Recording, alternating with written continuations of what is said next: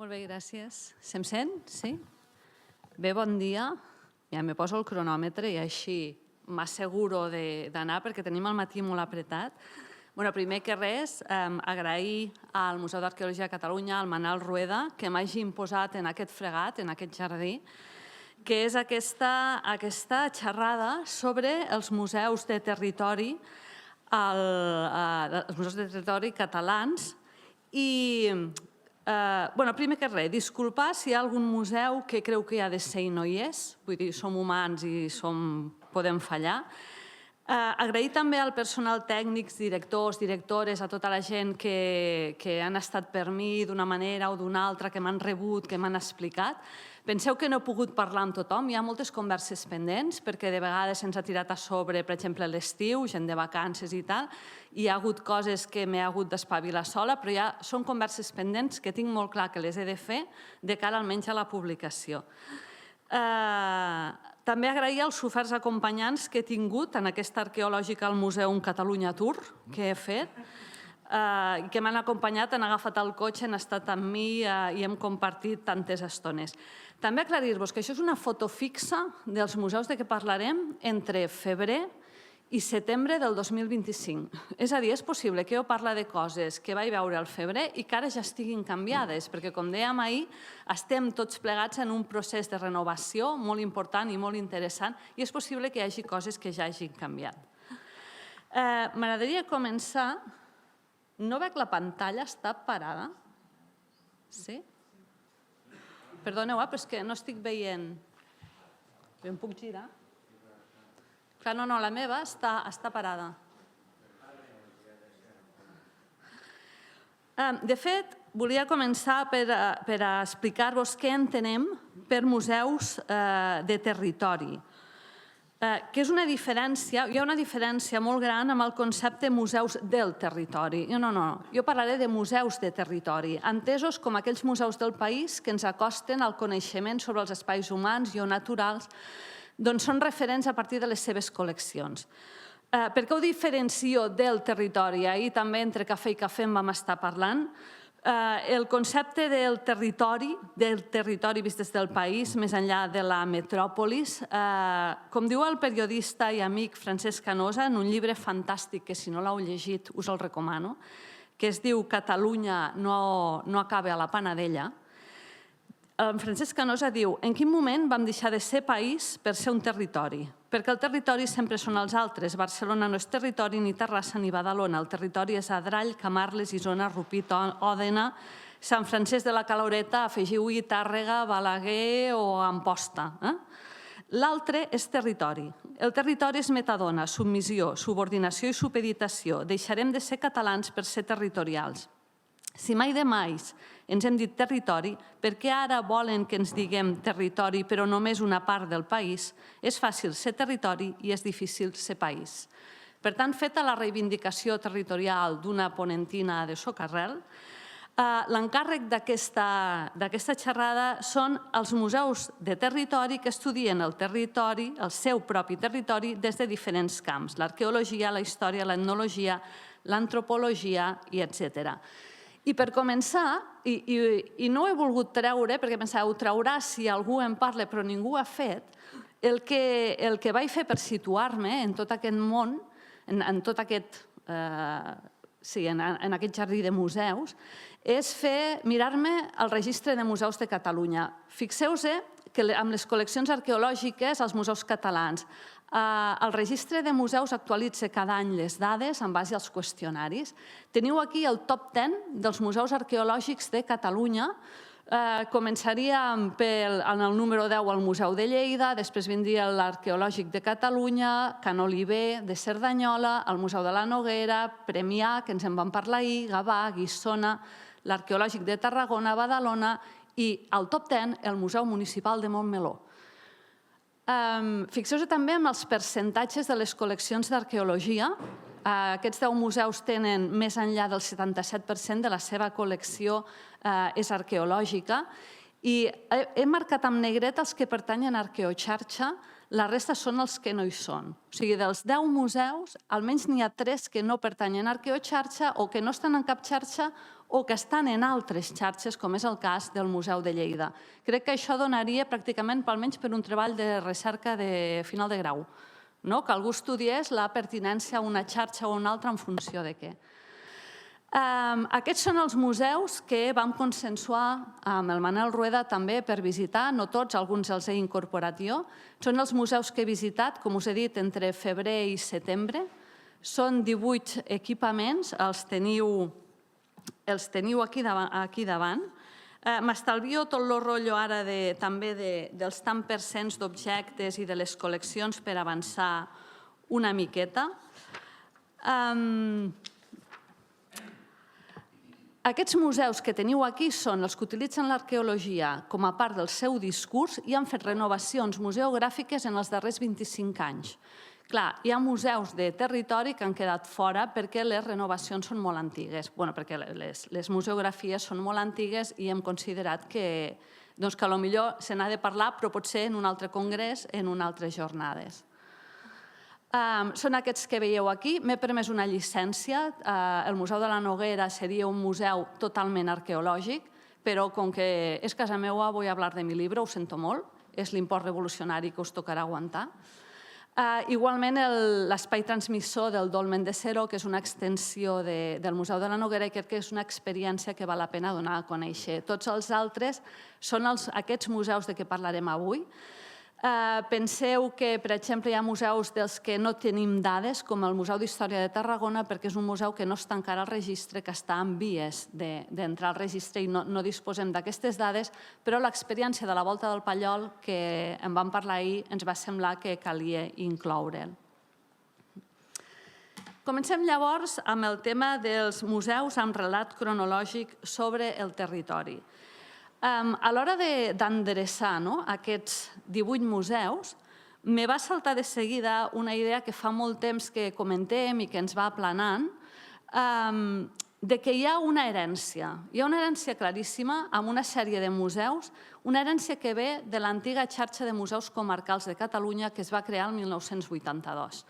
No sé si tothom coneix aquesta xarxa, que després va decaure no recordo si és amb la llei de museus i tal, decau la xarxa, però el 82 el conseller Max Kanner crea aquesta xarxa de museus comarcals, cada cap de comarca té un museu.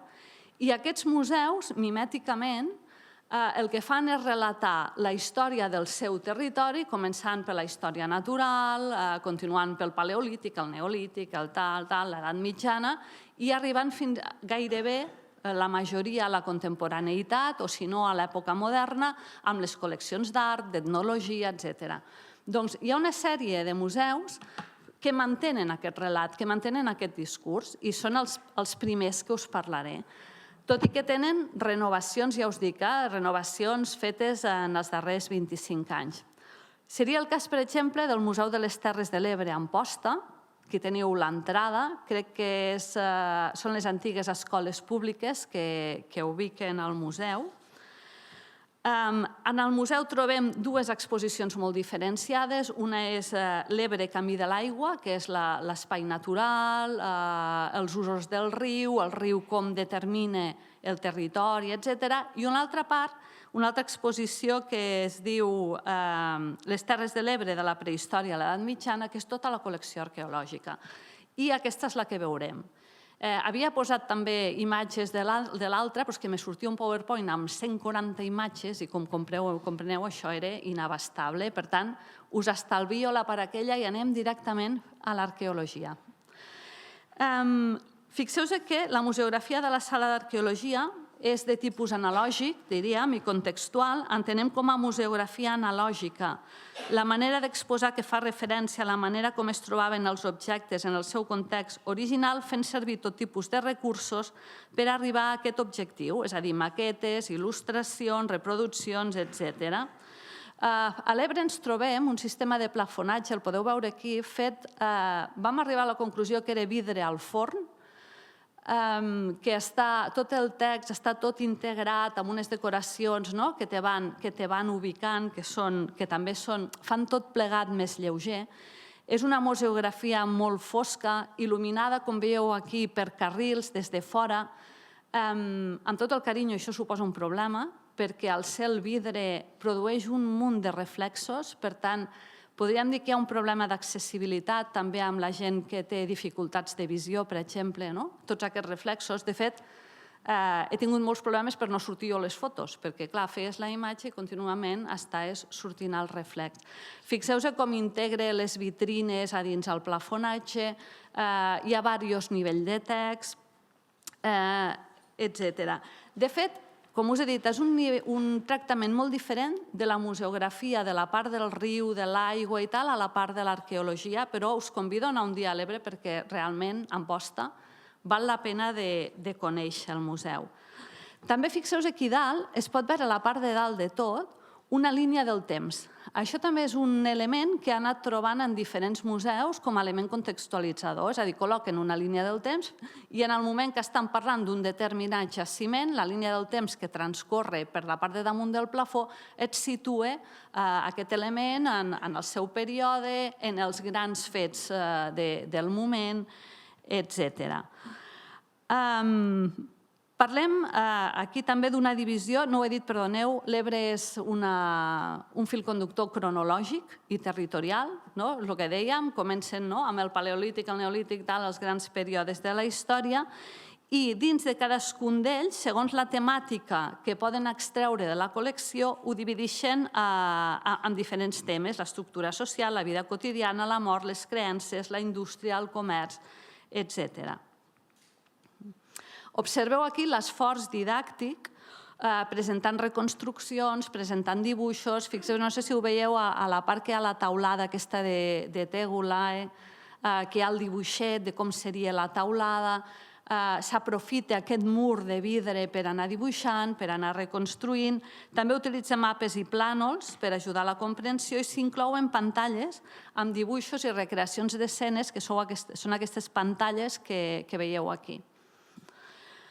El mateix esforç el veiem en la reproducció d'un enterrament, per exemple, de la cista del Mas d'Enverge, on el plafó en aquest cas es complementa amb el dibuix arqueològic. Això també ho hem anat trobant, la utilització del dibuix arqueològic, que em sembla molt interessant per posar en valor la disciplina, també de dir, fem reconstruccions, fem pessebres, entre cometes, però hi ha una part tècnica, una part científica que es posa en valor. I jo crec que és mitjançant la introducció d'aquests dibuixos, no sé si ho veieu bé, a la part, no sé quina part és vostra, a la part esquerra de la diapositiva veieu els dibuixos de la cista, els dibuixos d'arqueòleg, pràcticament, mentre que a la dreta tindríem la reconstrucció d'una senyora amb els elements que hi ha a la vitrina i, per tant, ens està contextualitzant. També interessant el mapa de la Mediterrània, també és recurrent en alguns museus, el veurem en algun altre museu, i com va incloent peces dels diferents jaciments i del lloc segurament on provenien en el mateix mapa quan parla del comerç. Igualment, no és el que ho dia, les il·lustracions dels plafons amb recreació de personatges que presenten els objectes que veiem a la vitrina. És un recurs, penso, que humanitza d'alguna manera les peces arqueològiques, fent-les molt més comprensibles al públic. El discurs del museu Amposti acaba a l'edat mitjana, com molts dels museus que veurem i comentarem. I passem a un segon museu, en aquest cas l'Etnològic del Montseny. Aquí la darrera museografia és del 2022. És un altre museu amb un relat base molt propi dels antics museus comarcals. Montseny treballa amb dues de les seves col·leccions, l'etnològica, que a més dona nom al museu, i és utilitzada per explicar el món tradicional, i l'arqueològica per als períodes compresos entre la prehistòria i el món medieval. Això també és un fet recurrent. Algun museu utilitza l'arqueologia per allargar una mica més, però generalment tots acaben a l'edat mitjana. Cal esmentar també el patrimoni immaterial que treballa el Museu del Montseny, i que hi fa molt èmfasi, sent un dels primers en posar en valor les llegendes com a part integrant d'aquest patrimoni a través de l'audiovisual Llegendes del Montseny sobre el món imaginari i màgic d'aquesta zona. Pel que fa a la museografia arqueològica, fixeu-vos que tornem a trobar una museografia fosca, negra, però en aquest cas s'ha de dir que a l'estar il·luminada, retroil·luminada, no té els problemes que ens trobem a l'Ebre o, si més no, no són tan acusats. També és un sistema, un mur de plafons que s'aprofiten per a dibuixar, per a recrear, per a evocar. A partir de les intervencions arqueològiques en jaciments del Montseny, com Can Fornac, a la Sitja del Llop o el Mas Ibèric de Campons, el museu també ens presenta un relat cronològic i dins de cada període subdividit en àmbits temàtics. Aquí també veieu la reproducció d'un teler, per tant estaríem... Són museografies molt didàctiques, molt... Jo diria fins i tot rotllo Santa Cana, aquesta idea que es posa tant en valor a partir dels anys 90 i que continuem implementant-ho. A veure... Les maquetes, la utilització de maquetes, fixeu-vos al plafó un cavaller amb tota l'armadura, amb les parts totes indicades i després referenciades, i la utilització també d'elements tàctils que estic segura que són d'un èxit brutal per als visitants del museu. Perdoneu. Però el 2022 el museu fa una actualització del seu relat i aquí entraria una mica amb els museus de la segona part que us explicaré, que són museus que ressalten un tema. És a dir, dins de les seves col·leccions posen en valor un tema concret. Això ho fa Montseny a partir del 2022 amb l'Espai Cabrera. L'Espai Cabrera amplia el contingut de l'oferta ja existent a l'entorn del Castell de Montsoriu, amb una planta baixa oberta al carrer per fer més acollidora la recepció, més accessible, etc. Per al nou museu es van crear tres models virtuals, tres interactius, per a facilitar l'explicació de la seva evolució al llarg dels segles gràcies als resultats de les intervencions arqueològiques que, dit sigui de pas, dirigeix directament el Museu del Montseny. Els models virtuals es van crear utilitzant una tecnologia 3D i aquí teniu una de les pantalles d'inici. També es va realitzar una producció cinematogràfica d'alta qualitat que es centrava en tres àmbits: l'evolució arquitectònica del castell, el territori del vescomtat de Cabrera i l'evolució al llarg de l'edat mitjana i la història de la família vescomtal. El que em sembla més xulo d'aquí, és una opinió molt personal, però és que és una narrativa teatral i que els actors que van fer aquest audiovisual són els grups del mateix territori, és a dir, són els Amics del Castell de Montsoriu, són el grup de recreació Almacubrae de Girona. Per tant, d'alguna manera s'està fent participar les comunitats en la museografia d'aquest relat. I clar, això d'alguna manera interpel·la directament a la gent del territori. Ens trobem doncs amb una museografia que ha comportat la implicació de la comunitat i com a anècdota o no, tenen una estètica, si us hi fixeu en la foto de baix, té una estètica, i aquí potser no s'aprecia bé, però si aneu a veure l'audiovisual veureu la connexió de seguida amb la sèrie d'HBO, crec que és, Joc de Trons. És evidentíssim, les xinxetes aquestes, els castells que s'alcen, tota la gràfica et remet a Joc de Trons.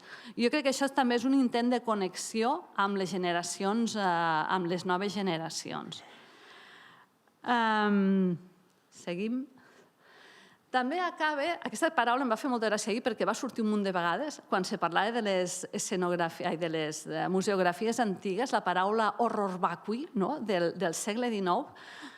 El discurs de Montseny acaba amb aquestes vitrines que fixeu-vos que hi ha amuntegaments de peces i ens recorda una mica aquelles vitrines de principis del segle XX o fins i tot del segle XIX. Però penso que aquí hi ha un missatge claríssim, és a dir, la manera com ubiquem els objectes a la vitrina també ens està dient moltes coses. Què ens diu aquí aquest munt de peces? Primera, que el Castell de Montsoriu és riquíssim en recuperació d'objectes arqueològics ens remet també a com estarien segurament disposades en els tinells, en els aparadors del castell. Estarien les peces amuntegades, col·locades d'aquesta manera. També veiem l'excel·lent estat de conservació de tot aquest material. Saltem de museu. D'Arbúcies me n'anem a Lleida. Veureu que farem uns salts una mica impossibles. No és aquest l'itinerari que he seguit per Catalunya, ni molt menys. La darrera museografia és del 2007, però també és un museu que, malgrat ser del 2007, té aquest discurs de tradició de la xarxa de museus comarcals. És a dir, comença el discurs en el paleolític inferior i acaba a l'edat moderna, però ja amb les col·leccions d'art. De fet, el nom original del museu, ara és Museu de Lleida, era Museu de Lleida Diocesà i Comarcal. Aquest museu té una importantíssima col·lecció arqueològica. De fet, heu vist que el 77% de la col·lecció del museu és arqueològica, dipositada per l'Institut d'Estudis Ilerdencs de la Diputació de Lleida, i la segona part està integrada per obres d'art sacre provinents del Bisbat de Lleida.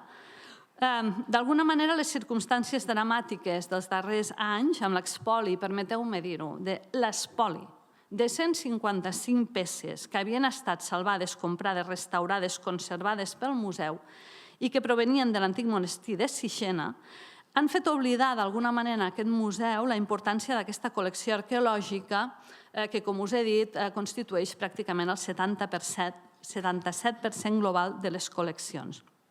El Museu de Lleida disposa de 2.700 metres quadrats d'exposició, que de seguida està dit.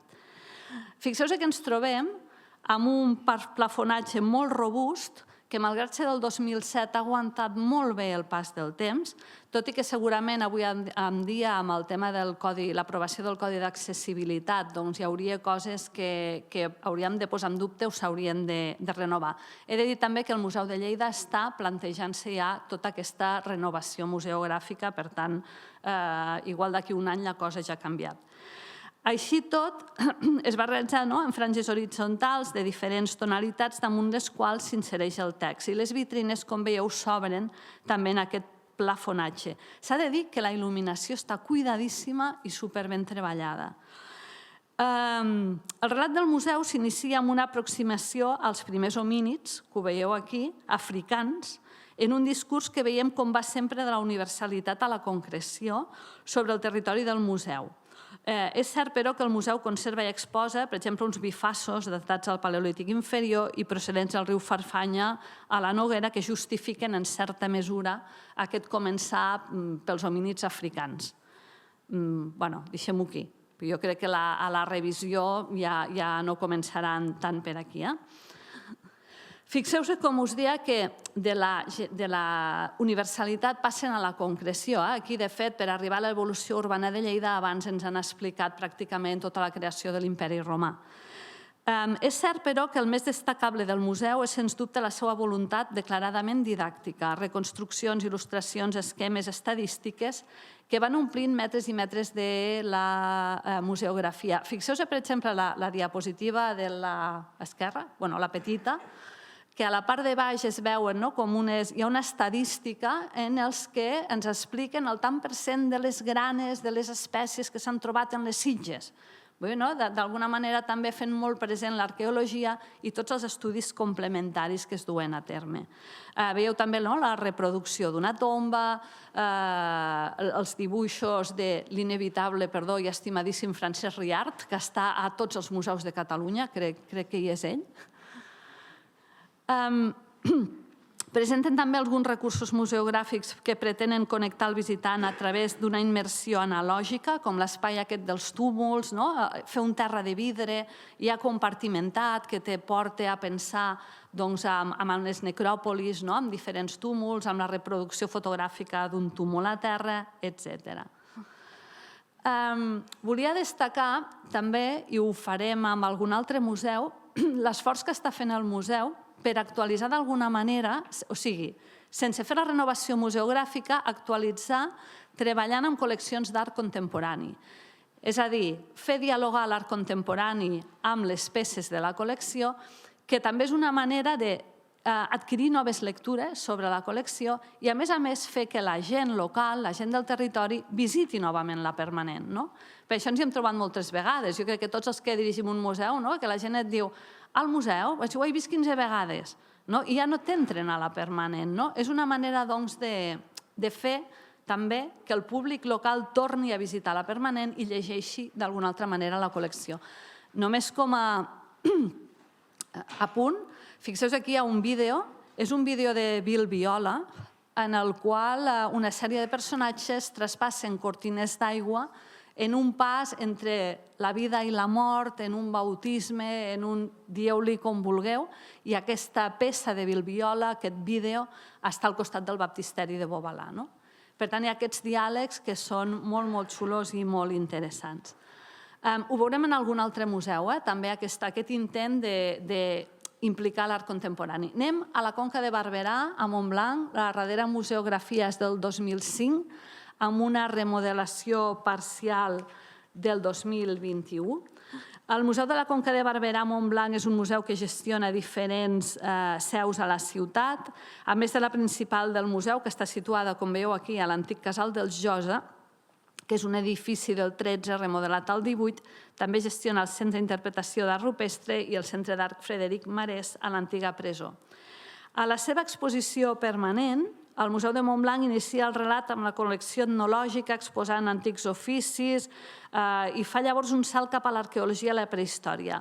És com una mica al revés. Comences, entres per la connexió etnològica i per la modernitat i de cop i volta saltes a la prehistòria i a l'arqueologia.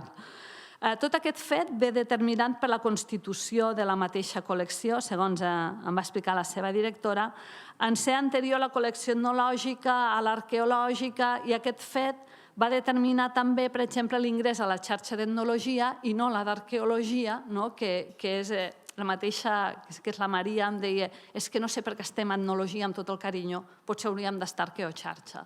Per això us dia que algun dia hem de replantejar-nos moltes coses sobre les xarxes temàtiques.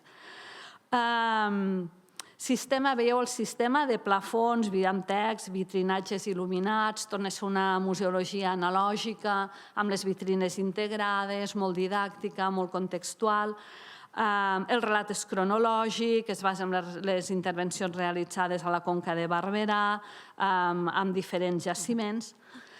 Me va cridar molt l'atenció i són molt curiosos aquests plafons que el que fan és adaptar-se a elements arquitectònics del propi Palau del Josa. És a dir, aquí el plafó, el veieu que per la part de dalt s'adapta a una antiga porta i d'alguna manera dibuixa la porta i no acabem de perdre de vista l'entorn arquitectònic en si mateix. Per tant, és curiós i és interessant aquesta solució. Un altre recurs analògic és la presentació d'objectes sobre recreacions escenogràfiques. Aquesta cabana, perdoneu, l'hem trobat en 2 o 3 museus. Pràcticament és un recurs que també s'utilitza molt, aquesta cabana de l'edat del bronze, que col·loca els objectes en el lloc on segurament estarien originalment, és a dir, els objectes són els originals i estan ubicats no en una vitrina, no en una presentació taxonòmica o enumerativa, sinó que estan contextualitzats. Aquí en veieu un altre, en aquest cas hi ha dins d'una vitrina, però és la mateixa idea. I també aquí me va semblar molt interessant la utilització que fan d'aquest recurs, és a dir, és una imatge, en el cas veieu un esquelet i veieu un guerrer, però el que han fet és difuminar-lo per a que tu puguis veure realment on anava l'objecte, però l'objecte no perdi protagonisme. És a dir, difuminen amb aquesta textura estranya que tenen les imatges i així l'objecte té molta més presència. Em va semblar molt interessant i molt aconseguit. En les darreres intervencions museogràfiques al museu ha posat a l'abast elements tàctils o, per exemple, com podeu veure a la dreta, unes lupes que et permeten veure el retoc en les peces lítiques. Doncs molt bé, i allò crec que és un conill, tampoc no és res estranyíssim, però perquè tant els infants com el públic, com les persones amb dificultat visual, puguin accedir millor a la col·lecció. Passaríem al Museu d'Història de Sabadell, amb una darrera museografia el 2001, amb intervencions puntuals posteriors. Clar, l'edifici també és antic, la museografia és antiga, però és interessant alguns elements que fan, com per exemple que la museografia envaeix el terra. Veieu aquí un enterrament vinilat al terra, amb la qual cosa queda molt clar que estàs parlant d'arqueologia, del que està passant a terra. També crec que hi ha alguna imatge més de prop. Fixeu-vos que les vitrines tenen incorporades unes taules tàctils, que crec que és un projecte que s'ha fet des de la xarxa de museus locals de la Diputació de Barcelona, que es diu La Mirada Tàctil, i que he anat trobant també en diferents museus de la zona. Una altra vegada a la Cabana. Això deu voler dir que és un recurs d'èxit, segur, o almenys és molt comprensible, és molt fàcil. Ja us dic perquè l'he anat trobant repetida. Són aquests elements evocadors i contextualitzadors. També utilitza Sabadell, tornem a trobar el Francesc Riart, li haurem de fer un homenatge a aquest home en algun moment, perquè ha il·lustrat tots els museus de Catalunya. Però també fixeu-vos grans dibuixos, grans plafons amb dibuixos evocadors que pretenen novament contextualitzar. El que us deia, crec que val la pena posar en valor l'esforç que s'ha fet no només des de la xarxa de museus locals de Barcelona, sinó des de totes les xarxes territorials. Han insistit molt en el tema de l'accessibilitat. Sabeu que el Codi es va aprovar i, per tant, és d'obligat compliment. I tots els museus estan implementant diferents recursos per a fer més accessible l'exposició. En aquest cas podeu veure el tema de la mirada tàctil. A través d'un QR te'n vas a uns vídeos de YouTube on hi ha un senyor que signoguia. És el mateix a tots els museus, també ho he vist, per això ràpidament dius aquí hi ha hagut algú a darrere fent la coordinació de tot això. Molt bé, economia d'escala, 100%. A baix podeu veure també un fragment. Me va cridar molt l'atenció això a Sabadell, que els fragments tàctils, moltes vegades, les peces tàctils no són reproduccions, sinó que són peces originals. És allò que diem sempre els arqueòlegs, que al final què en fem dels superficials, que tenim 40.000 quilos de ceràmica superficial, l'enterrem, no sé què, doncs és un bon recurs també aquesta ceràmica superficial, si en tens tanta i tal, posar-la a l'abast de les persones, per exemple, amb dificultats visuals. I sí que de Sabadell m'agradaria destacar, en aquest cas, una exposició temporal. Ja sé que no era el meu fer les exposicions temporals, però ja que me la vaig trobar, i crec que és la primera vegada que ho veig, han fet una exposició participativa sobre arqueologia i la col·lecció arqueològica.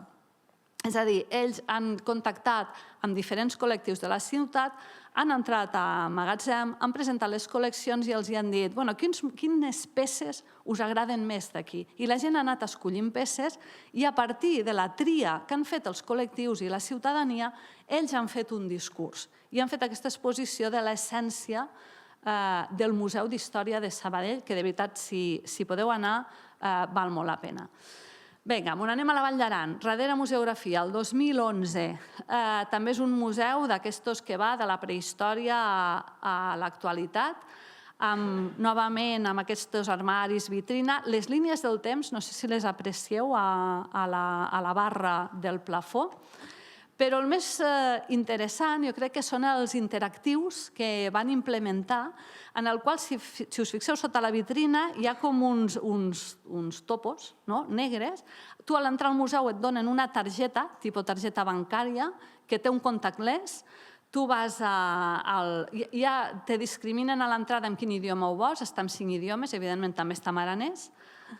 Atances la targeta a la part de l'interactiu que t'interessa i automàticament et surt tota la informació.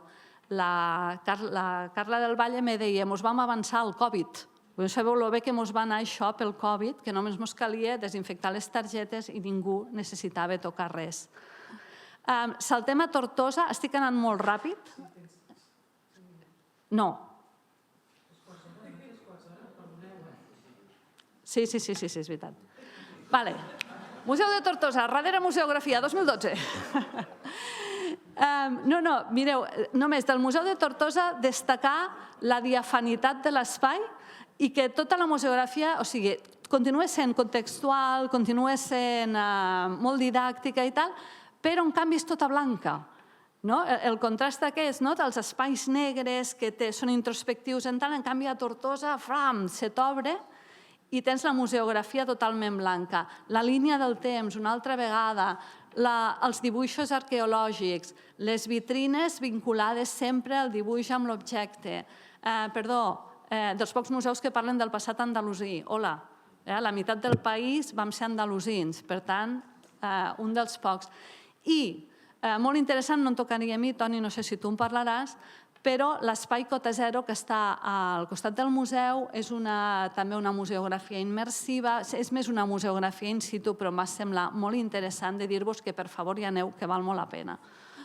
Museu d'Història de Catalunya, 2024, ha anat fent, tot i que és molt antiga, és del 97, crec, tornem a estar en un museu evocador, un museu que presenta sempre contextualitzat, tot i que comença a tindre diferents, per exemple, en aquest cas, una vitrina que té una visió molt més estètica, molt relacionada amb el que s'està començant a fer a Europa, aquesta presentació estètica dels objectes més que no contextualitzadora, jo crec que seria el cas d'aquests braçalets de... no sé si és llavorsí, això.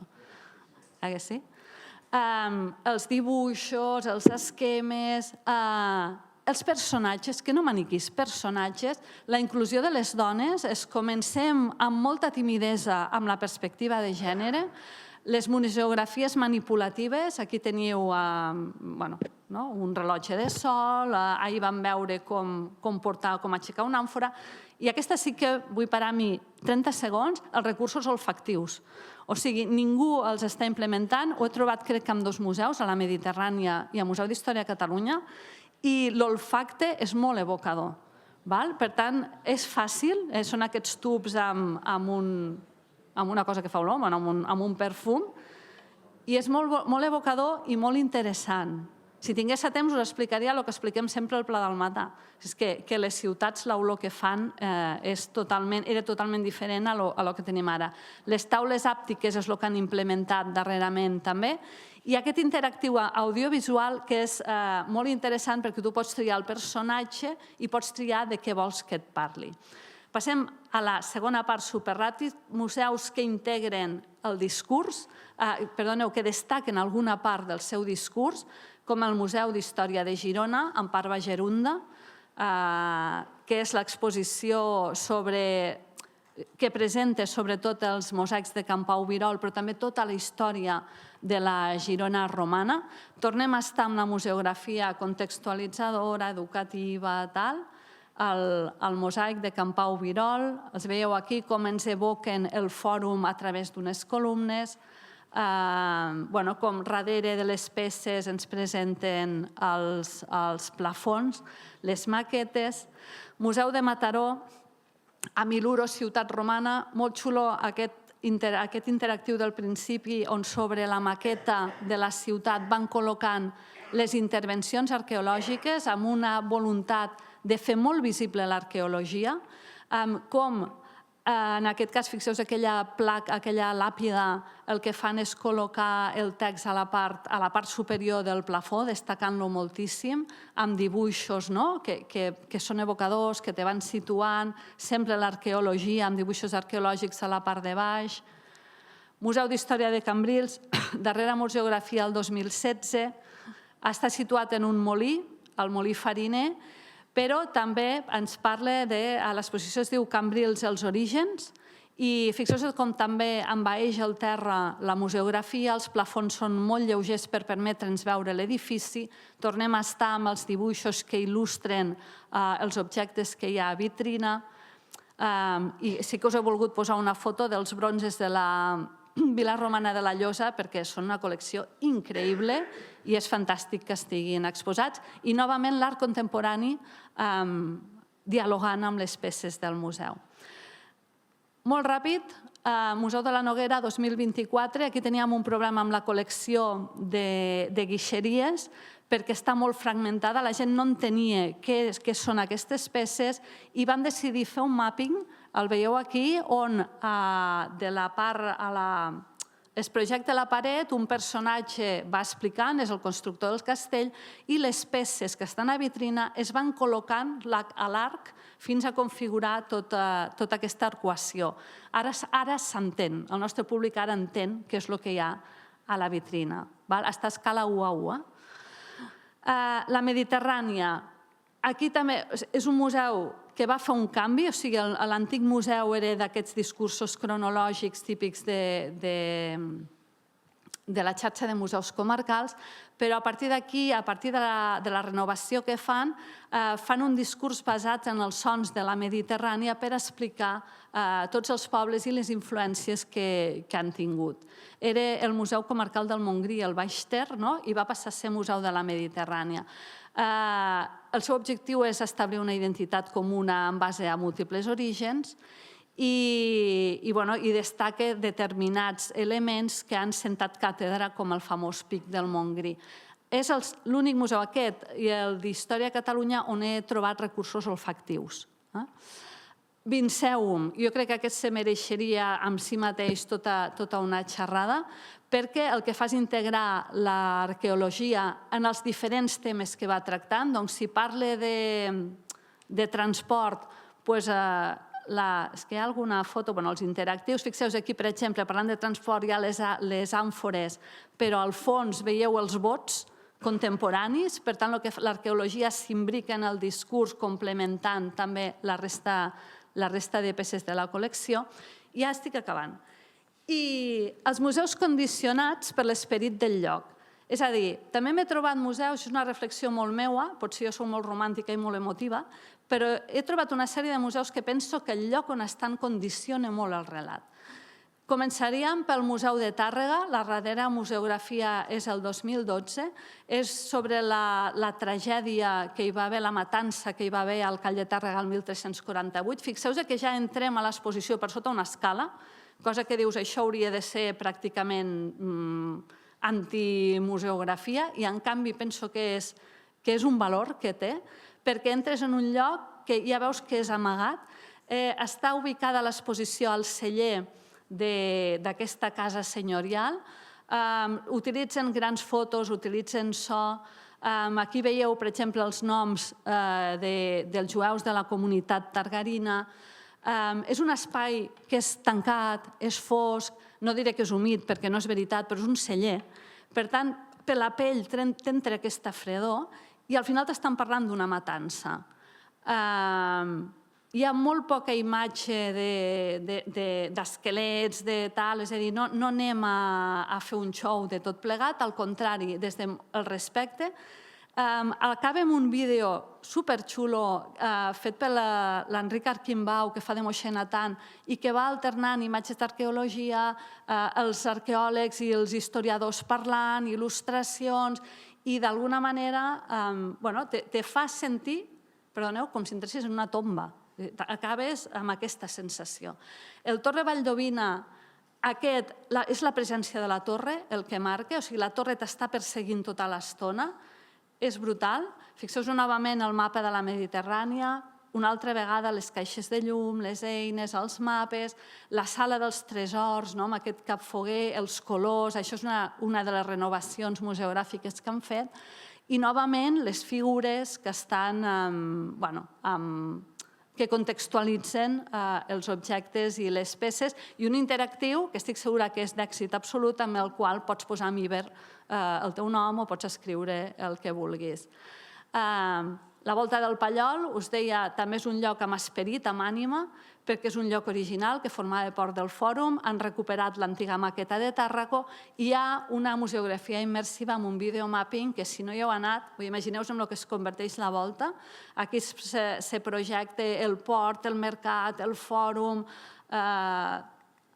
Teniu aquí diverses imatges i t'envolta totalment, amb la qual és una experiència totalment. I crec que és l'últim que tinc. El Centre d'Interpretació del Dolmen de Seró, a Artesa de Segre, no, ho he dit malament, espai transmissor del Dolmen de Seró, d'Artesa de Segre, en el qual és un cas diferent, el mateix edifici va ser concebut per a que el públic tingués una experiència. El que veieu aquí és llum natural, no hi ha llum artificial, tot això és uns lluernaris que il·luminen les diferents peces i plafons. Això té un problema, és que a la nit no pots fer visites, però se n'han pescat de fer-les amb una llinterna i la gent està encantadíssima de fer les visites amb llinterna. Llavors, a través d'un laberint, arribes finalment, o sigui, vas donant toms, el terra és de gra gros. Quan comences, a poc va disminuint el so perquè va disminuint el gra del terra fins que arribes amb aquesta arena i entres molt suaument a la troballa dels Menirs de Seró, fent un viatge en el temps i tota una experiència emotiva que si no hi heu estat, i aquest depèn del Museu de la Noguera, per favor, visiteu-nos, perquè és una experiència que realment també val la pena. Conclusions generals. I ara no les veig, La gran majoria dels museus de territori visitats, acabo, la gran majoria dels museus, com veieu, tenen una tradició que els fa mimètics. Penso que això potser ho hauríem d'intentar superar d'alguna manera. Disposen de recursos interactius, són molt didàctics, són molt contextuals. La implementació del Codi d'Accessibilitat està obligant a fer moltes reformes i sobretot que els equips dels museus de territori supleixen les mancances amb molta professionalitat, imaginació, il·lusió i molta saviesa. I ja està. Molt bé. Bé, veureu que primer de tot el que vull és agrair al Museu d'Arqueologia de Catalunya i al Manel Rueda haver-me convidat a explicar això que per si mateix ja donaria per un congrés de molt llarg. Aleshores, intentaré fer una condensació. Veureu que és una presentació molt conceptual, amb molta imatge, i que intentaré passar-la ràpid per poder complir amb els terminis de l'horari, i on parlaré, diguéssim, del que són els models. I els models catalans sortiran també dins d'aquests models i podrem veure com van avançant, però també parlarem d'on venen aquests models, dels models europeus i de més. Anem tirant. Primer de tot vull assenyalar aquestes dues cites que crec que són molt entenedores. La nova museologia qüestiona específicament els enfocs del museu tradicional de resultats de valor, significació i control, i la nova museografia aplica el mètode científic per imaginar, dissenyar i produir equipaments, és multidisciplinària i encoratja els tècnics i científics a aplicar els seus coneixements. La presentació s'estructura en 3 parts. Una primera part que parlarem d'aspectes teòrics, el que dèiem a nivell conceptual. Una segona part que parlaré d'estudis de casos d'Europa i Catalunya. I aquests models els anireu veient en diferents llocs. I finalment parlaré del meu llibre, com deia la Carme, del Parc Arqueològic de la Binària, que és l'exemple que agafo perquè veieu un exemple pràctic d'aplicació. Comencem pels aspectes teòrics.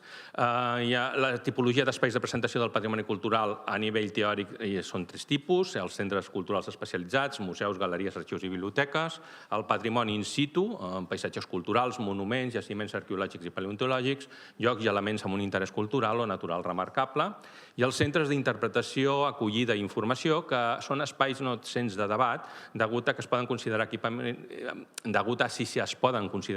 culturals per se, o bé un recurs complementari més de la presentació del monument, del jaciment o del lloc. S'ha de tenir en compte que aquesta tipologia és susceptible d'hibridar-se, barrejar-se, etc. I sobretot cal destacar la importància de tenir un pla de comunicació per poder arribar a tot arreu i al públic visitant. Dels models de presentació de patrimoni arqueològic in situ, realment hi ha 2 grans escoles que marquen una miqueta la pauta. Per una banda tenim l'escola britànica, que és l'escola de l'historicisme romàntic i l'empiricisme cultural. És una escola preservacionista i on destaca la figura de John Ruskin, que amb la seva obra diu que la ruïna s'ha deixat tal qual està, amb una intervenció mínima. Això ho aplica molt a la Gran Bretanya. Tenim després la figura de Pete Rivers. Pete Rivers és arqueòleg i és el que introdueix l'arqueologia dins del discurs museístic per poder posar en valor els diferents jaciments. Veureu que parlarem contínuament d'arquitectura, d'arqueologia i d'etnologia. Són les 3 pivots sobre els quals va girant tot el que és la museografia dels jaciments arqueològics in situ. La segona corrent principal seria l'escola francesa del racionalisme evolutiu i l'ecomuseu, i és on prima sobretot el tema de la reconstrucció. Aquí la figura de Viollet-le-Duc és importantíssima perquè és qui, amb la cité de Carcassonne, la màxima expressió de la construcció dels elements i els monuments in situ. L'altra figura seria l'ecomuseu, que passarem molt per sobre, que és el museu comunitari i que planteja, diguéssim, la museïtzació també sobre el territori i tenint molt en compte les comunitats de Georges-Henri Rivière. Els dos models museístics, aquí teniu les principals característiques. Els museus a l'aire lliure d'història viva veuen dels Open Air and Living History Museums, que venen de la tradició europea, i les seves principals característiques és l'exhibició de la col·lecció de portes enfora, és a dir, in situ, les estructures, una profunda base històrica i etnogràfica, amb estructures arquitectòniques i arqueològiques preservades i o reconstruïdes in situ, una museografia elaborada amb ambients cuidats i recursos expositius amb una forta voluntat pedagògica i educativa, un programa de recerca molt potent que intenta aplicar el màxim rigor científic en les reintegracions, les reconstruccions i les reproduccions d'estructures i objectes. Un paper important també en té l'arqueologia experimental per poder reproduir en el present els processos artesanals i les cadenes productives i condicions i situacions del passat. Molts d'ells incorporen també activitats d'història viva, la Living History, on grups de reconstrucció històrica, els reenactment groups, reprodueixen episodis, històries, escenes de la vida quotidiana i activitats artesanals. Els ecomuseus passem molt per sobre, sobretot són els museus comunitaris, van ser creats per Henri Rivière i Varim Vaughan, i promou sobretot la socialització i la participació de la comunitat dins del que són els diferents museus. Són museus sobretot molt etnològics i etnogràfics i destaquen sobretot com a model en aquest sentit. Nivells de tractament i tipologia de jaciments a l'aire lliure. Aquí ja van sortint alguns parcs arqueològics i jaciments museïtzats catalans. El model clàssic. El model clàssic es basa bàsicament en la mínima intervenció, de consolidació, reintegració parcial, poca, i una museïtzació in situ. Els nivells de reintegració poden ser més o més grans. En destaquen, aquí posem com a exemples les coves de Serinyà, que teniu aquí també un pòster a fora, el Parc Arqueològic de les Mines de Gavà, la Fortalesa dels Vilars, entre altres, Empúries, ja es va parlar ahir abastament, la Vila Romana dels Munts, que ha tingut una museografia important darrerament, i un altre cas d'un monument concret, com és el Castell de Borrià, que també té aquest tipus de museografia. El segon model seria la de reconstrucció incipient amb contextualització, ambientació i museïtzació didàctica. Agafo a nivell cronològic diferents exemples. Podeu veure el Parc Arqueològic de les Coves del Toll, a Moià, al Moianès, amb escenografies, recreacions i demés. El parc arqueològic més important reconstruït a Catalunya, que seria la ciutadella ibèrica de Calafell, evidentment amb un nivell de reconstrucció màxim, inspirat en un model europeu que després veurem, i que avui per avui, com he dit, és el màxim exponent del tipus de reconstrucció. I després, a nivell ja d'arqueologia medieval, teníem, per exemple, que fa poc ha parlat també la Carme Alòs, el Castell de Montsoriu, amb la seva reconstrucció in situ i la seva ambientació. El tercer nivell és el model de trasllat. Aquest model de trasllat és mínim perquè, evidentment, des de la pròpia administració s'intenta traslladar al mínim possible i quan no hi ha més casos no hi ha més remei que fer-ho. Com a exemple, s'ha posat un exemple espanyol, el Temple Romà de los Mármoles i a la Talavera de la Reina hi ha el Puente del Conéter, que degut a una obra d'infraestructura d'un embassament se van haver-hi de traslladar in situ. El cas de Catalunya és un cas que vaig viure jo directament, que és aquest trasllat d'aquest lacus, que degut a una obra que no es podia mantenir in situ, es va traslladar a una altra banda i es va fer un petit centre d'exposició i interpretació d'aquest propi lacus. I el gran exponent del trasllat, en aquest sentit, seria l'Open Air Folk Museum de Skansen, que totes les obres que hi ha aquí són reproduccions o obres originals traslladades i que representa el màxim exponent d'aquest model. Models de rèplica. Els models de rèplica hi ha una reconstrucció parcial o total d'estructures, però majoritàriament són rèpliques. Per què? Perquè les estructures originals necessiten d'aquesta complementarietat. Us poso 3 exemples, d'aquí també de Catalunya, el Parc Arqueològic de la Draga, a Banyoles, que evidentment el que fa és reproduir un poblat neolític. Tenim el Museu Poblat Ibèric de Can Oliver, que també hi ha una sèrie de cases que s'han reproduït per intentar il·lustrar com vivien els ibers. I finalment aquí tenim el Museu i el Jaciment Arqueològic de l'Esquerda, que amb la seva torre carolíngia, que va reproduir com un exercici d'arqueologia experimental. El 5è model és el model virtual, s'ha parlat també, és la gran introducció del que són les noves tecnologies i tenim les reconstruccions d'estructures i a l'entorn. Aquí podeu veure també diferents exemples de reconstruccions, de realitat virtual, de realitat augmentada, que no és el mateix. La realitat virtual es pot fer en qualsevol espai, tal com s'ha explicat. La realitat augmentada es fa in situ, en el propi jaciment, amb visions de 360 graus i restitucions mitjançant tecnologia. I després hi hauria la realitat mixta, que seria una combinació d'ambdues possibilitats. D'aquests casos n'hi ha pocs, però alguns sí que n'hi trobem. Podeu veure aquí diferents realitats virtuals de la ciutadella ibèrica de Calafell, de la vila romana de Toll i Redeuder, a Mataró, la de Can Tarrés, al Vallès Oriental, el castell de Montsoriu, el castell de Montcada, que no existeix, però que virtualment s'ha pogut, després dels estudis i la documentació, reproduir, etc. Altres recursos expositius i activitats complementàries serien les clàssiques, la venda de productes, de merchandising, la reconstrucció històrica i sobretot l'arqueologia experimental per poder, diguéssim, complementar el discurs expositiu i el relat dels diferents jaciments quan els estàs visitant. És un recurs i aquestes activitats que cada vegada més en els parcs arqueològics hi són presents. Altres recursos expositius, i que aquests són els que s'estan introduint darrerament, i d'activitats complementàries, seria el desenvolupament de noves eines de comunicació i divulgació científica, com els museus virtuals en línia, les simulacions, les animacions i, darrerament, una cosa que agrada molt a les noves generacions, que seria la gamificació, és a dir, l'explicar el discurs i la història a través dels jocs. La darrera incursió en aquestes noves tecnologies, també hem parlat a bastament amb el que portem de jornades, és la introducció de la intel·ligència artificial en l'arqueologia, que permet un joc com a eina de poder identificar i interactuar amb les peces d'una manera, diguéssim, virtual. Fins i tot he posat això perquè també es pot aplicar això en reproduccions de jaciments arqueològics que normalment no es poden accedir, com poden ser els jaciments arqueològics subaquàtics. Anem a la segona part, estudi de casos. Poso Europa i Catalunya perquè Europa són els models en què es basen moltes de les museografies in situ de Catalunya i en aquest sentit veurem diferents casos i anirem molt ràpid en aquest sentit. Aquesta frase és la frase que tothom diem, interpretant el passat per entendre el present i projectar-nos vers el futur. La pregunta que jo em faig és: existeix un model de parc arqueològic europeu? La veritat és que un model com a tal no. Existeixen molts models i moltes intervencions basant-se en totes les tipologies i models que hem parlat anteriorment.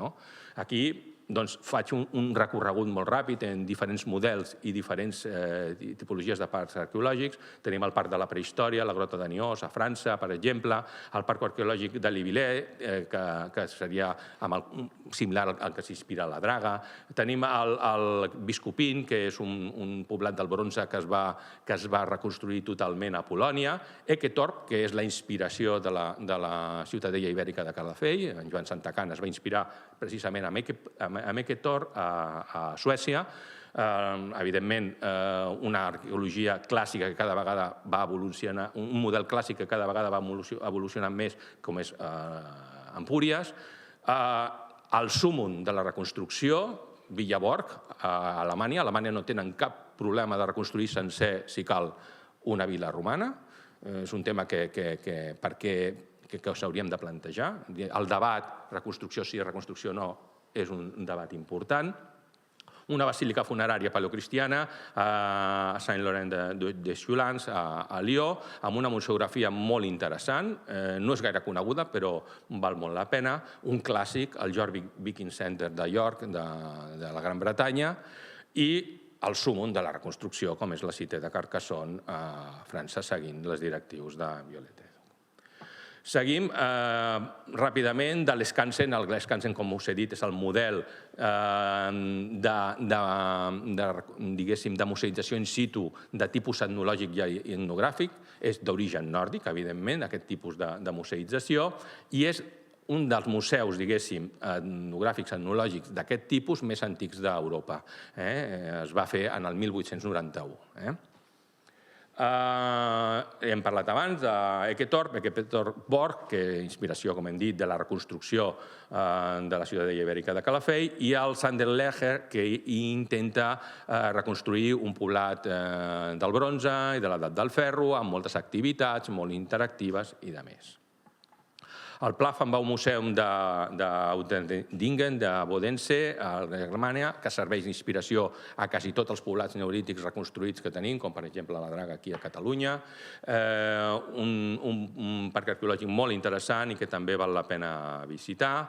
Ja hem parlat de Biskupim, també unes imatges amb recreacions i museïtzacions internes d'ambients, etc. Molt interessant. Carnuntum també és un parc arqueològic molt interessant, evidentment de l'àmbit germànic, per tant, amb una reconstrucció molt important, però que realment estan en el món germànic funcionant molt bé. Ja hem parlat de Villaborg, podeu veure, aquí es filmen fins i tot sèries perquè està reconstruït pràcticament sencer. L'arqueologia hi és, però hi és amb finestretes mentre tu estàs visitant. És impressionant, jo el recomano. Un altre concepte, també alemany, que en aquest cas no reconstrueixen amb pedra, sinó que reconstrueixen amb volumetries. És Schanten, és també un cas paradigmàtic que s'ha de tenir en compte. Veieu que anem donant una volta per tota Europa, i en aquest sentit perquè ho puguem... Això realment, l'Archeon és realment un parc temàtic, no és ben bé un parc arqueològic in situ, però tracta d'arqueologia, que va des del Neolític fins a l'època moderna. I fan moltes activitats, moltes recreacions històriques, i també és un dels models, en aquest sentit, on és l'arqueologia sense arqueologia. En aquest sentit, molt interessant. Aquest és un cas molt interessant també perquè és una museologia del 1998, però que ja comença a apostar per les noves tecnologies. Això es troba a l'Ename Archaeological Park, a Bèlgica, i com podeu veure, amb unes cabines de projecció de les restes. Estem parlant de l'any 1998, o sigui que és molt interessant en aquest sentit i crec que valia la pena de posar-lo. Es tracta d'un assentament que va des d'època medieval fins a època moderna amb la construcció d'un monestir benedictí, en aquest cas. Un clàssic, l'Ancient Wasserfarm d'en Reynolds, el súmmum de l'arqueologia experimental, que és un dels altres grans temes que trobem amb l'arqueologia in situ i que, evidentment, no podia faltar perquè és un dels referents i en el qual s'inspira, per exemple, el Parc Arqueològic de l'Esquerda. En aquest sentit, l'Esquerda veu molt d'en Reynolds i en Reynolds ha anat a l'Esquerda i va col·laborar a l'Esquerda. La museografia britànica, el que em dèiem, mínima intervenció, vint d'Holanda, un gran parc arqueològic, però com podeu veure és la ruïna per la ruïna, és a dir, només ensenyen la ruïna, però sí, amb un potent centre d'interpretació i amb una capacitat, diguéssim, museística amb una museografia molt potent amb el que és en el centre d'interpretació. Totes les rutes escoceses, de castells i de més, són més monuments que no pas parcs arqueològics, però, com veieu, mínima intervenció i la ruïna mostrada com a tal. Anem a França, Glanum, un cas similar a Empúries, amb un potent jaciment, amb unes petites reconstruccions i amb un discurs expositiu mínim, però prou entenidor perquè el propi jaciment ja t'ho va dient. Alèsia, un símbol nacional pels francesos, construït, diguéssim, museïtzat fa poc i amb una museografia també molt potenta i en aquest sentit val la pena també visitar-lo. Guédelon, això és un experiment també d'arqueologia sense arqueologia, és a dir, és la reconstrucció d'un castell del segle XIII des de zero amb tècniques constructives d'època medieval. Val la pena visitar-ho, cada any el veus diferent, evidentment, perquè cada any va augmentant aquest castell i és un dels altres referents en aquest sentit sobre la reconstrucció de l'arqueologia sense l'arqueologia. Itàlia, un altre dels parcs arqueològics Terramare di Montale, el primer parc arqueològic de reconstrucció a Itàlia d'un poblat neolític i del bronze, i podeu veure les activitats que es van fer complementàries i que il·lustren la vida quotidiana al mateix temps que visites el propi parc arqueològic. Un altre cas peculiar és un dels grans parcs arqueològics subaquàtics, que seria el de Bahia, el Campi Flegrei, a Campània, on, a veure, has de tenir un mínim títol de submarinisme per poder visitar-lo, però amb tub també pots fer-ho, o sigui, amb snorkel pots funcionar, i la veritat és que també és un tema curiós i excepcional. Dos exemples, diguéssim, d'Espanya, el que seria la Caixa Augusta romana, amb una museïtzació molt potent i que crec que hauria de ser-hi perquè, de fet, ells es van inspirar una miqueta en Tàrraco, Caixa Augusta es va inspirar en Tàrraco, i la veritat és que el resultat en aquest sentit va ser molt engrescador per a ells.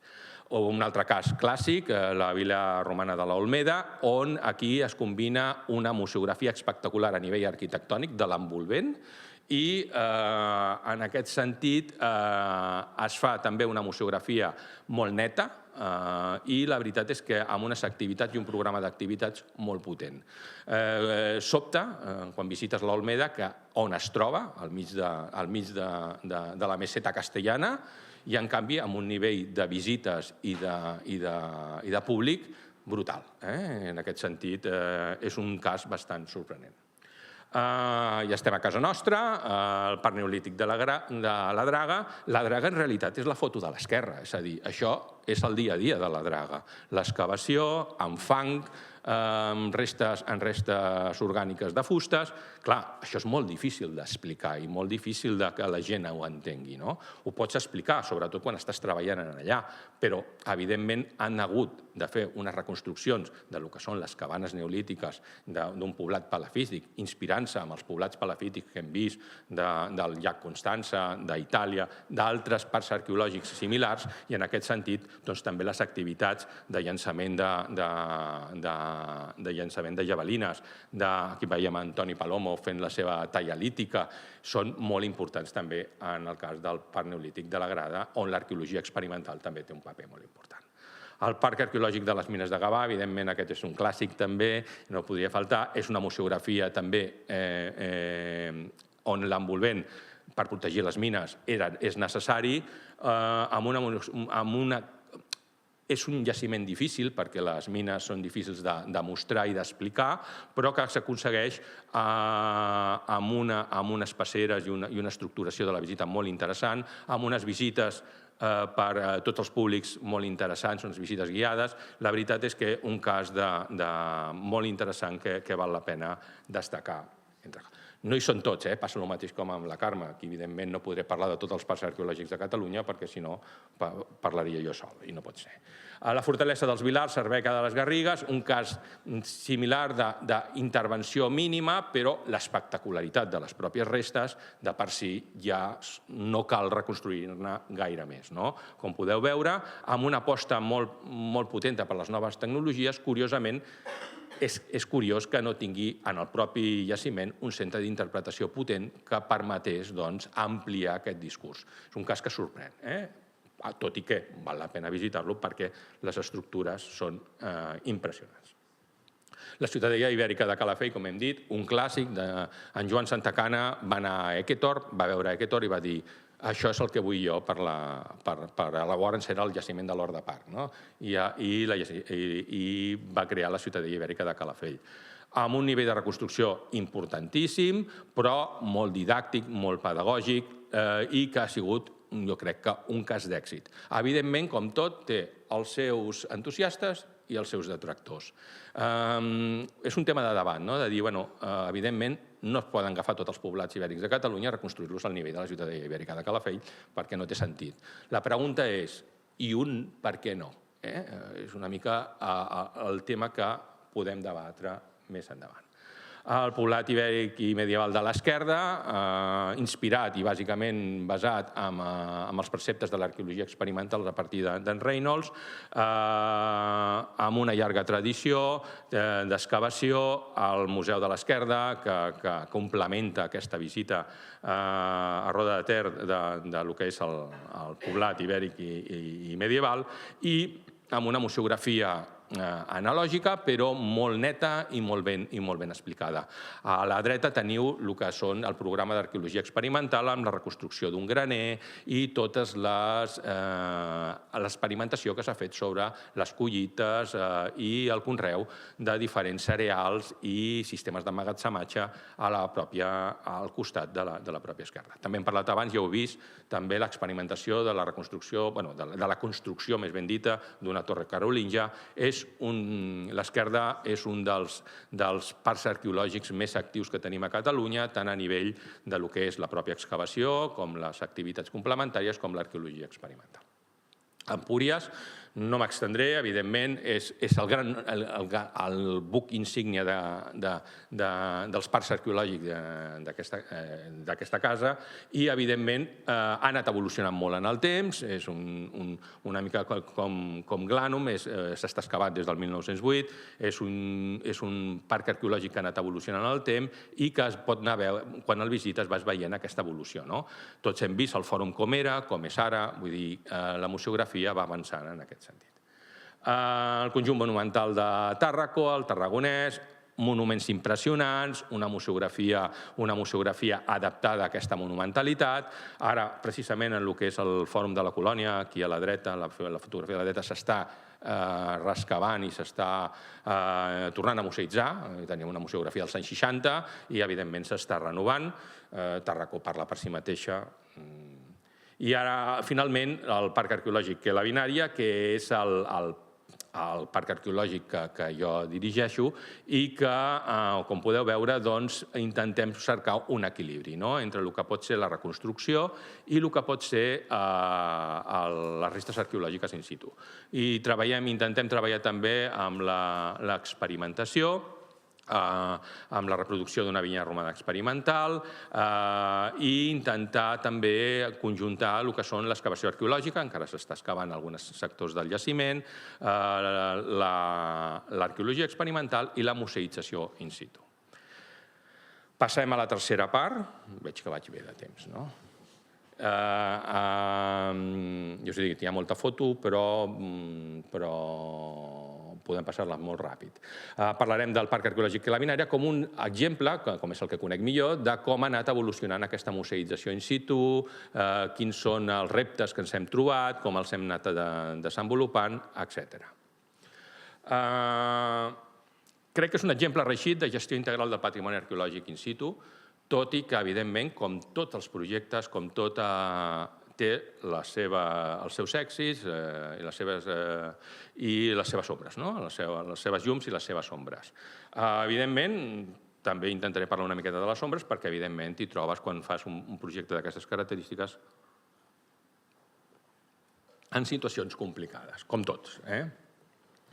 El primer que s'ha de plantejar quan planteges una museïtzació in situ és, sens dubte, el desenvolupament d'un document bàsic, un full de ruta que permeti poder anar avançant amb els diferents processos de museïtzació del jaciment. Per tant, el pla director és una eina essencial per al desenvolupament d'un projecte integral de gestió del patrimoni arqueològic i aquí mostro el que és l'estructura bàsica d'un pla director, on hi ha un projecte bàsic i el desenvolupament de tota una sèrie de programes que crec que s'han de fer.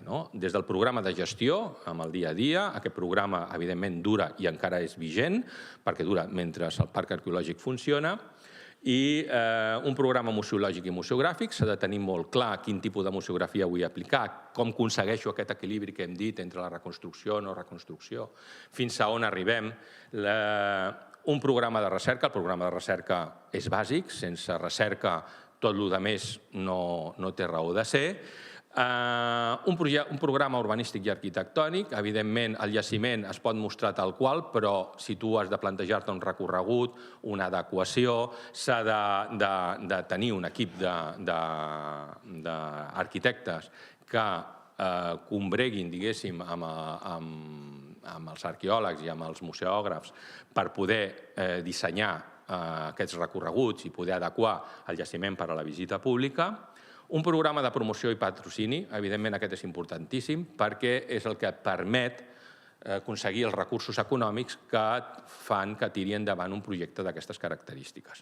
I quan parlo de promoció i patrocini és, evidentment, optar a totes les subvencions possibles hagudes i per haver del que són les administracions públiques, des de recursos europeus fins a recursos estatals, recursos autonòmics, recursos locals, etc., fins al patrocini privat. I aquest és un tema que costa, és un tema que costa, però també us haig de dir que en el cas del Parc Arqueològic La Binària vam tenir patrocini privat i va ser important, pràcticament un terç del cost de la...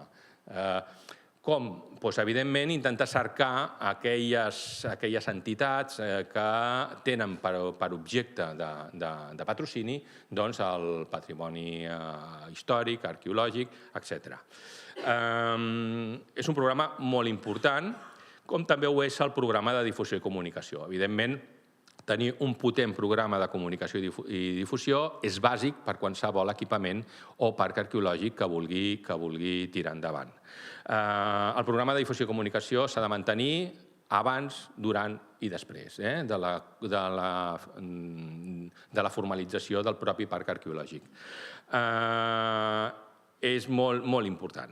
El programa de promoció econòmica. I el programa de promoció econòmica vol dir una miqueta també en la línia d'integrar el parc arqueològic dins del territori. És a dir, intentar que el parc arqueològic sigui un valor afegit per al territori, on intentar cercar la participació de la comunitat, sobretot en aquells territoris on és del tot necessari, i que el parc arqueològic esdevingui també un valor afegit i un generador d'economia tant directa com indirecta. Si un parc arqueològic té èxit, evidentment suposa una afluència de públic, aquesta afluència de públic, al seu torn, fa que el comerç local tiri endavant, etc.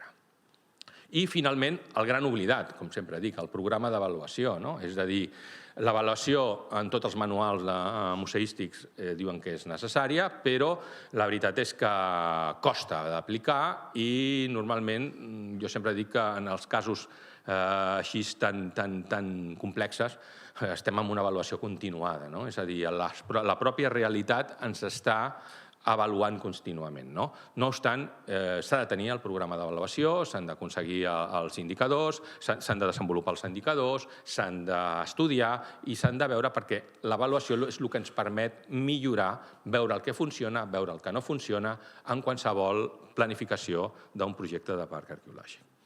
Evidentment, un òrgan de direcció, que jo més que unipersonal crec que la direcció del projecte, evidentment, sempre hi ha un cap, però és un equip, normalment, el que està dirigint un projecte d'aquestes característiques, cada vegada un equip més multidisciplinar, que permet que es desenvolupi un projecte executiu. És a dir, veieu que el pla director contempla dos grans projectes. El bàsic, amb tot el desenvolupament dels programes, i el projecte executiu, que aquest simplement és, diguéssim, la periodització de les diferents actuacions que tu vulguis fer dins d'un parc arqueològic. I aleshores comences des de la fase 0, que és tota la fase d'estudis, de planificació, que hem parlat, i després ja vas implementant les diferents fases executives, les quals venen més o menys emmarcades en funció dels recursos econòmics que puguis aconseguir. El pla director, evidentment, no és un corser, és un full de ruta. I aleshores tu el que has de fer és intentar seguir aquest full de ruta, però, evidentment, amb les adaptacions necessàries que siguin necessàries. En el cas del Parc Arqueològic La Binària, va ser un projecte cofinançat per la Unió Europea, aproximadament amb un terç també del seu cost, però el Parc Arqueològic La Binària ha anat invertint contínuament des que es va inaugurar l'any 2009 fins a l'actualitat. El projecte de recerca. El projecte de recerca, en el cas de La Binària, és un projecte de recerca aplicada a la museïtzació. Evidentment, es va excavar pràcticament el 80% del jaciment d'una tongada, i això ens va donar tota una sèrie de dades que ens va permetre poder fer totes les interpretacions que permetien reconstruir les estructures i que són, diguéssim, la base que permet desenvolupar nous recursos de presentació per qualsevol parc arqueològic. Si tu tens un projecte de recerca important i, com és en el cas de La Binària, orientat, aplicat cap a la museïtzació, et permet que aquest parc arqueològic vagi evolucionant en el temps i vagi creant noves formes de presentació i nous recursos de presentació, com veurem més endavant. Evidentment, a l'esquerra podeu veure el parc arqueològic acabat d'excavar. És un paisatge lunar, o sigui, així de clar, ple de forats, amb mus i de més, i que rep i necessita una gran tasca de consolidació, d'interpretació, que permeti anar evolucionant. Podeu veure les diferents fases de l'evolució, de la reconstrucció d'estructures, com va evolucionant, com fas tot el tema de l'adequació per la visita, i després un tema important, i nosaltres ho vam considerar important, era tenir un centre d'interpretació. En aquest sentit, vam aprofitar una oportunitat, que va ser el programa dels centres d'acollida turística, un programa que actualment no existeix. No hi ha cap centre d'acollida turística de Catalunya que estigui obert, excepte el centre d'interpretació del Parc Arqueològic La Binària. Per què? Perquè té un jaciment museïtzat al costat, així de clar. És l'únic que va sobreviure i que nosaltres hem reconvertit com el centre d'interpretació i d'acollida de visitants del propi parc arqueològic. Vam aprofitar l'oportunitat clarament, per què? Perquè en aquest programa Turisme ens va fer servir com a prova pilot i va invertir 1 milió i escaig d'euros per construir el primer CAT en el Parc Arqueològic La Binària. Nosaltres, evidentment, des de la direcció del projecte i, evidentment, des del municipi de Teià es va veure com una oportunitat que no es podia deixar escapar i, en aquest sentit, doncs, ho vam aprofitar. Veieu que la inversió diu 2.141.000. Penseu que 1 milió és de turisme, o sigui, ve de turisme. Realment, el jaciment, la museïtzació i tot el procés va costar 1.150.000 euros arrodonint. En la primera inversió.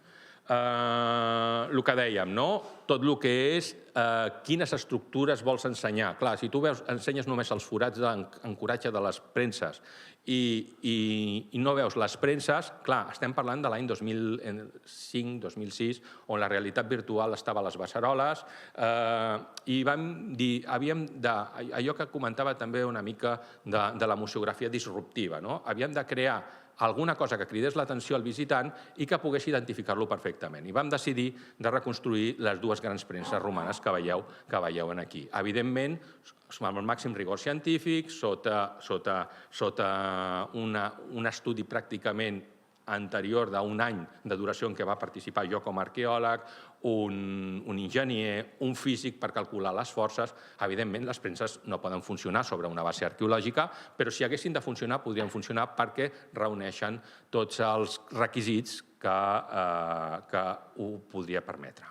En la línia del programa d'arqueologia experimental, vam plantar les bases, no les vam empaltar, d'una vinya romana experimental. Després, amb la crisi econòmica, aquesta vinya romana experimental es va quedar aturada i no es va poder tornar a empaltar fins a l'any 2020 o 2021. O sigui que va tenir també el que dèiem de les llums i les sombres. Evidentment, la crisi econòmica ens va retallar moltíssim els ingressos, però el projecte ha continuat en marxa. Evidentment, un pla de comunicació amb el desenvolupament d'un programa museogràfic, el centre d'interpretació, etc. Això és el que hem dit, l'inici, i, evidentment, amb RIAR ens va fer, a partir de la nostra recerca, una primera aproximació de com podia ser el Parc Arqueològic que la Binària, el que era el centre de producció vitivinícola de Vallmora, en el segle II després de Crist, pel que coneixem. I pel que coneixem podria ser una cosa similar a aquesta. L'avantatge d'en Riart és que és molt gràfic, i que també ho veus molt bé. Aquest plafó el tenim a l'entrada del Parc Arqueològic perquè il·lustra molt bé el que és el conjunt del Parc Arqueològic. La maqueta arquitectònica, amb tot l'entorn, aquesta és la maqueta que es va desenvolupar a l'equip d'arquitectura per posar en valor el parc arqueològic i, com veieu, tenint en compte també tot el voltant del territori. Una fotografia del Google Earth del parc arqueològic amb la seva configuració, perquè us feu una idea. I aquest és el dia abans de la inauguració. Veieu encara el personal per allà circulant, arreglant fins l'últim detall el dia abans de la inauguració, el 30 de juny de l'any 2009. Aquí ho veieu també, més imatges d'això. Les premses noves de trinca, és a dir, acabades d'instal·lar, com aquell que diu, són molt blanques, ara estan més envellides, perquè, evidentment, després de quasi 20 anys, i encara que li donem tractament, han anat envellint. Com podeu veure, això és realment el que crida l'atenció. La gent, quan veu les premses, entén perfectament que està en un centre de producció vitivinícola i com funcionaven. A més, hi ha l'opció de visita guiada, visita lliure, amb una sèrie de plafons. Els plafons, evidentment, ara s'han quedat obsolets, estem plantejant de fer una renovació, etcètera.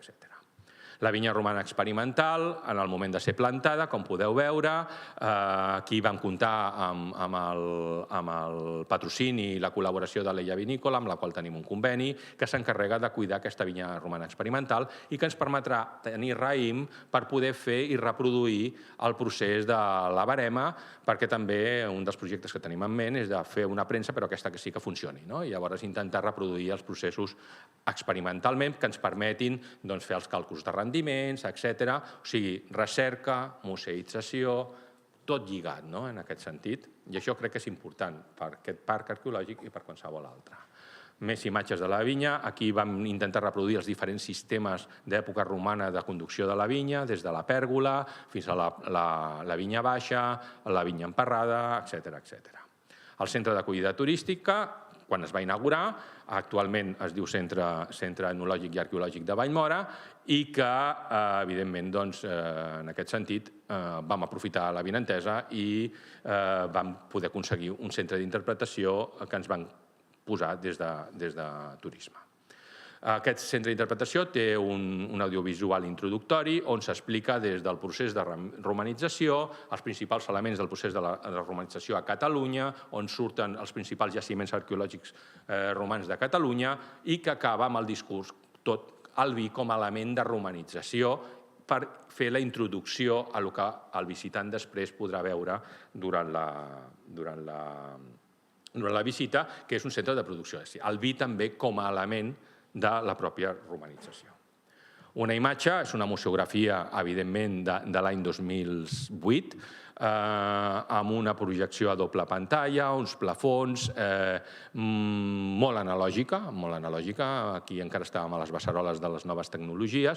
Tot i així, jo crec que es va aconseguir un efecte impactant. L'audiovisual té 15 anys i encara continua sent vigent. La gent li sorprèn perquè és un audiovisual atemporal, és a dir, el vas veure el dia de la inauguració i el veus ara i continua sent vigent. Crec que es va aconseguir una producció molt interessant, amb dues projeccions a dues pantalles, que en el seu moment estava en boga, i que la realitat és que és més... Ja intentàvem aconseguir allò de l'atmosfera immersiva, projectant en dues bandes, amb foscos, l'efecte de projectar sobre un vidre amb una tela fa que faci un efecte de prisma on les imatges sembla que t'estiguin envoltant. Crec que per l'època es va aconseguir una museografia molt interessant. Aquí podeu veure les dues pantalles projectant-se amb els cubs, amb els diferents jaciments romans de Catalunya, com podeu veure. Evidentment, aquí posem una mostra del plafó, mostro el de l'Aquila binària, on s'expliquen els 22 segles de Vila Lletà, amb el signàculum de plom, que és la joia de la corona del jaciment, ja que aquest signàculum ens va permetre conèixer el nom i el cognom del responsable del jaciment en el segle II després de Crist. Clar, amb un jaciment arqueològic que coneguis qui està regentant aquell jaciment arqueològic i quin és el seu dominus, en aquest cas el Lucius Pedanius Clemens, doncs és una oportunitat que no podíem. De fet, en les visites guiades, qui explica, sobretot les teatralitzades, qui explica el jaciment és el propi Epictetus, que és l'esclau que en aquest cas ensenya casa seva. Després trobem Epictetus, al Fòrum de la Colònia de Barquino, hi ha Llibert, amb un càrrec de Severa Augustal, on també explica una mica l'evolució de la societat romana, d'on una persona que havia nascut esclau pot arribar a desenvolupar un càrrec, al mínim, un càrrec religiós a la Colònia de Barquino. Ja hem inaugurat, però, evidentment, entra la crisi econòmica i veieu que la inversió baixa en picat. Baixa en picat perquè, evidentment, només ens dediquem a fer conservació i restauració de les restes perquè no hi ha recursos per poder tirar endavant. Això entre l'any 2009 i el 2016. A partir del 2016 sembla que sortim del pou i comencem a tenir una miqueta més de recursos. I comencen els treballs de musealització. Decidim reproduir in situ les tombes tardoantigues, en aquest sentit. Ja veieu que la inversió ja va pujant entre l'any 2017 i 2024, tot i que globalment sembla una quantitat important. Si ho repartiu entre els anys no és tant. O sigui, però amb poc, sempre diem que tenim aquesta capacitat. Amb pocs diners estirem i fem moltes cosetes. El projecte de recerca actualment estem centrats en l'àrea artesanal, on en l'any 2004 van delimitar un forn. Aquest forn ha entrat en 2 projectes quadriennals, juntament amb altres estructures de terrisseria que tenim en aquest lloc i que s'han anat excavant. En Riar, evidentment, quan teníem el forn, li vam dir, Riar, el forn és així, fes-nos una interpretació, i ens fa una interpretació que ens serveix de base per fer tot el que més. En Riar va molt bé també per això, per veure gràficament, en un primer moment, el que tu a nivell de recerca visualitzes, per després intentar portar-lo in situ en el propi jaciment. Evidentment, el projecte de recerca vam voler aplicar tots els recursos, tot i que sabíem que hi havia un forn i de més, vam dir, no, anem a provar totes les tècniques de prospecció geofísica per veure quins resultats ens donen i de més. És a dir, realment, el Parc Arqueològic Aquila Binària, a part de ser un parc arqueològic i un equipament cultural i de més, és també un laboratori de recerca. És un lloc de recerca experimental i de recerca bàsica i de recerca aplicada. El procés d'excavació del forn en ple Covid, com podeu veure, la gent encara amb mascaretes, però cada any dins del projecte quadriennal finançat pel Departament de Cultura hem pogut anar avançant i continuar excavant-se. El resultat, els temes de la documentació, aquí teniu la fotogrametria del forn, hem intentat també aplicar totes les tècniques possibles, fotogrametria, escàner 3D, el dibuix tradicional i després fer un estudi comparatiu de la precisió d'unes, d'altres i de més, entre d'altres coses. Els drons, aquí ja estem entrant al món de les noves tecnologies, vam poder fer entre l'any 2020 i 2021 un primer vol de dron que ens ha permès desenvolupar els projectes arquitectònics i de museïtzació amb molta més rapidesa i de més. Aquest és un dels últims projectes que hem començat a desenvolupar, que és la reconstrucció dels camps de Dòlia. Realment el que hem fet és un Frankenstein, només conservem 4 dòlies fragmentàries en el jaciment i a partir d'aquestes 4 dòlies hem creat un model virtual tridimensional que ens permetés fer les rèpliques que després necessitaríem per poder tirar endavant el projecte. Aquest, evidentment, vam començar amb una Aquila binària petita i vam fer primer sobre la fotogrametria el model virtual aplicat dins de la fotogrametria. Això no és real, això és virtual. Les murs sí que són reals, però l'Aquila binària és virtual. És cap a on volíem anar. Llavors vam fer aquest exercici, l'Aquila binària nord-oriental, en l'any 2019. Havíem de fer els Dòlia, doncs també havíem de fer els d'Òlia i el que vam fer va ser fer tota l'experimentació de reproduir els d'Òlia, evidentment també amb fracassos, perquè vam tenir també algunes pèrdues, amb el cost econòmic que això suposa, etc. I tot el procés, diguéssim, d'instal·lació d'aquests d'Òlia, tal com havíeu vist en el model virtual. Finalment, aquí podeu veure un cop acabat. La vinya romana experimental, en l'any 2021, la vam empaltar i vam començar a intentar desenvolupar aquesta vinya, encara està en procés de desenvolupament, per poder tenir raïm i poder fer l'experimentació posterior de tot el procés vitivinícola. I aquesta és la darrera actuació, que és la recuperació de les queles binàries centrals. Hem fet la part de baix, com podeu veure, la passera es va fer l'any 2022, i després vam encarregar, aquí sí, ja no vam fer experimentació, amb un tinajero professional que ens fes els dòlies, les rèpliques dels dòlies per poder instal·lar-los en aquest sector. Aquí veieu els dòlies en procés de creació, la seva instal·lació en l'any 2024, encara no fa un any, al desembre del 2024 es va instal·lar aquests d'Òlia i aquest és el resultat final que actualment tenim. Com veieu, el parc arqueològic està en contínua evolució i amb noves formes de presentació i crec que aquest és un dels secrets que s'ha de mantenir en qualsevol parc arqueològic. Diferents imatges de com ha quedat i després, finalment, el tema de la difusió. Evidentment, un potent programa de comunicació i difusió, amb una pàgina web potent, on puguis explicar tot això que us he explicat jo ara, evidentment, presència en xarxes socials per poder explicar com evoluciona el projecte, és importantíssim. Les activitats en el propi parc arqueològic també són molt importants, festivals, recreacions històriques, etc. I ja acabem. Acabem amb les conclusions i les conclusions serien que el concepte de museu evoluciona en el temps i passa des d'un edifici a mostrar col·leccions, que mostra col·leccions vers instal·lacions patrimonials a l'aire lliure per a mostrar monuments, jaciments arqueològics in situ, sovint reconstruïts de manera efectiva o virtual, com hem vist. La presentació del patrimoni s'estructura al voltant de conceptes i d'idees organitzades amb un guió escrit o en un discurs relat museològic. Inclou múltiples recursos museogràfics, com ara senyalètica direccional informativa, exposició d'objectes, ambientació d'espais, escenografies, maquetes, pantalles tàctils i, darrerament, reconstruccions en 3D, realitat virtual, realitat augmentada i realitat mixta. Les tipologies de presentació del patrimoni històric arqueològic in situ són múltiples, com hem vist, i variades, emprant diferents tècniques, recursos i activitats complementàries per facilitar-ne el coneixement. Els models i els nivells de tractament de les restes en la presentació de monuments i jaciments arqueològics in situ són diversos i responen a diferents realitats i situacions. No hi ha una fórmula màgica. Cada cas necessita un tretge a mida en aquest sentit. El pla director esdevé una eina essencial per desenvolupar un projecte integral de gestió del patrimoni arqueològic i, sobretot, de museïtzació in situ. El programa de recerca constitueix la base científica que proporciona les dades i el rigor per al desenvolupament dels nous actius de presentació de patrimoni. I, finalment, el pla de comunicació esdevé una altra eina bàsica en tant que desenvolupa les finestres que ens permeten mostrar el nostre equipament patrimonial a la resta del món.